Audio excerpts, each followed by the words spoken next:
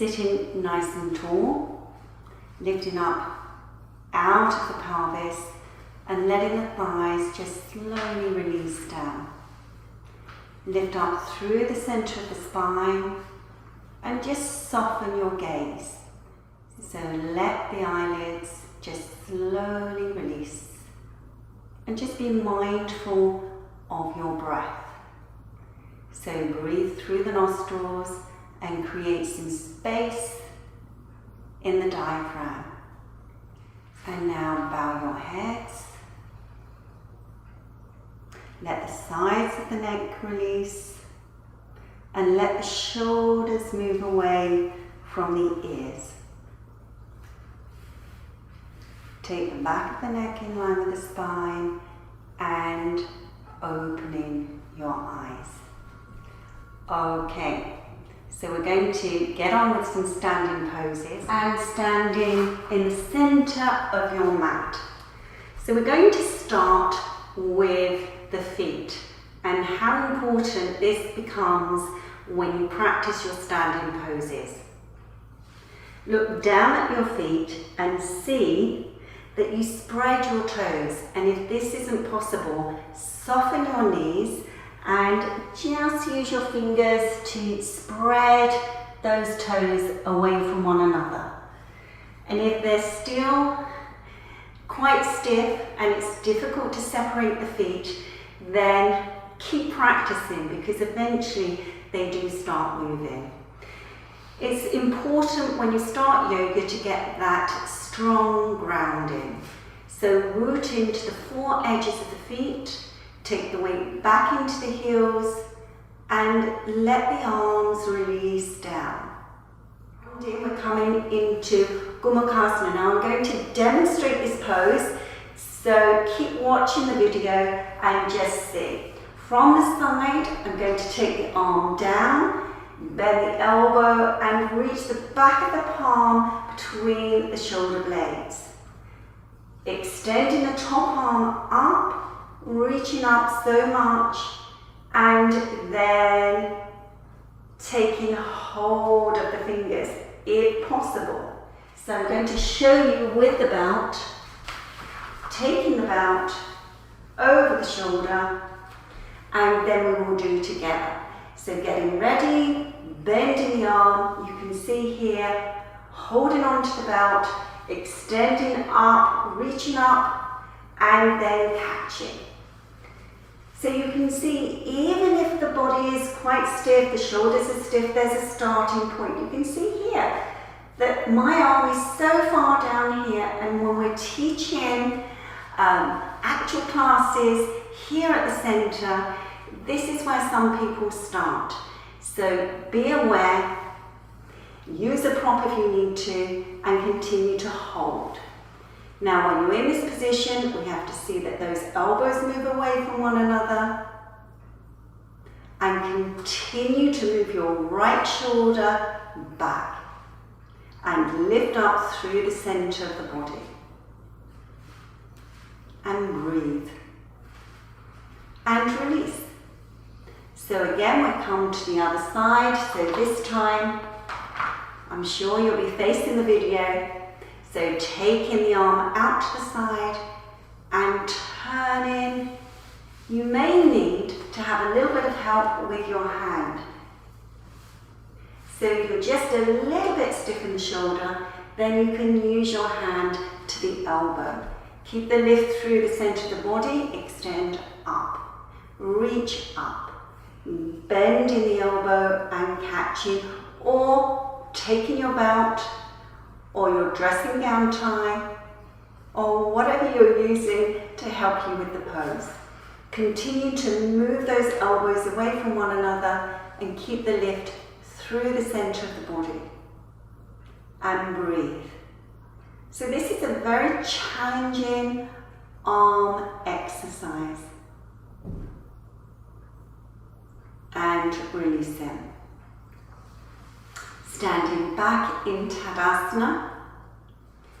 We're going to now come into another standing pose, but this is a forward bending pose. So let me show you. we're going to have 2 bricks.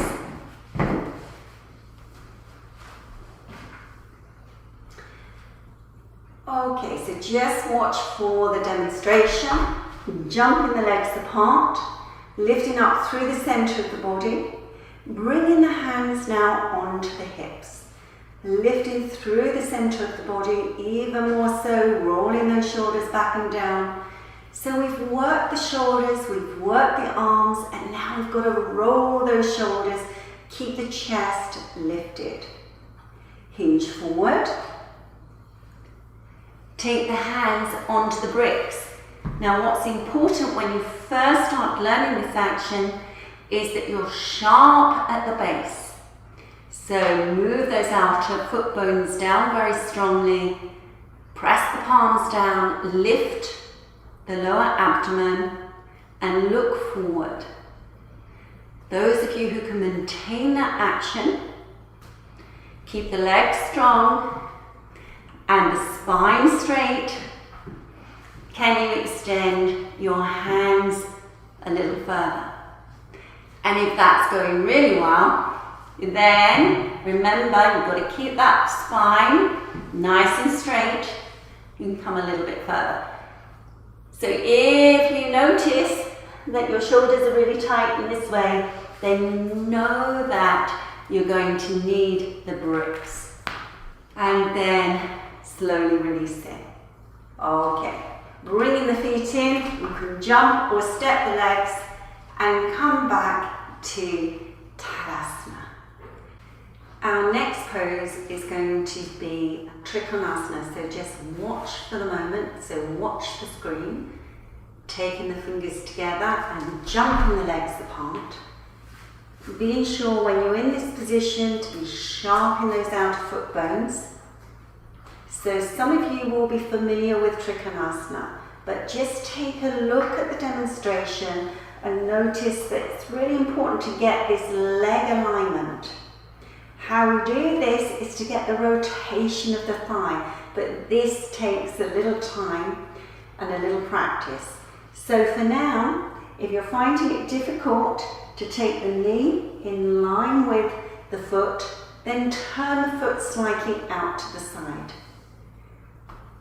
And then we hinge at the hips, grounding down with the back leg and extending into Trikonasana. Keeping the stability in the legs and the feet. And then coming up, and we would normally go to the other side. Okay, so we need to practice this together, taking the fingers to the chest, lifting up through the center of the body, and jump. So jumping the legs apart, keeping the lift in the chest, turning the left foot in, the right foot out. And remember that instruction, keeping the leg nice and straight. Turn that right foot slightly to the right. Ground down into the legs, keep the stability in the back leg, keep the lift out of the pelvis and hinge.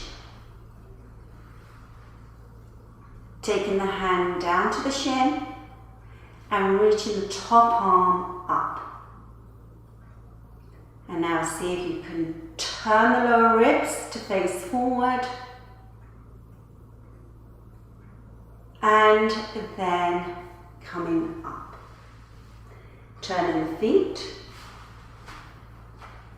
And now coming to the left side, right foot in. Whole of the left leg and foot out. And again, if you find it difficult to keep the knee in line with the foot, turn the foot slightly, keeping the lift. Hinge over into Trikonasana. Keep those legs nice and straight. Reach the top arm up. So when you're in the angle, remember to breathe. Ground into the back leg and foot. Bring those lower ribs forward. And then releasing up. Turning the feet to face forward.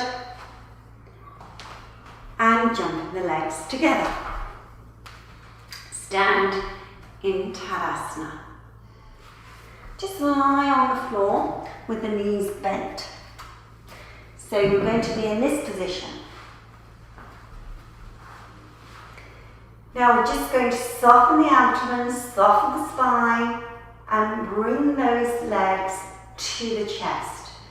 So if you've got difficulty with the knees and it's difficult to bend them any further than here, then it's difficult to hold on to the front shins. So just watch the screen for a moment. If that's the case, I'm going to hold my legs on the back of the thigh in this way and bring them towards. Just to release that lower back. Those of you who are able to, you can hold on to the shins just to bring those thighs towards the chest. Notice the feet are still working, the toes are spreading.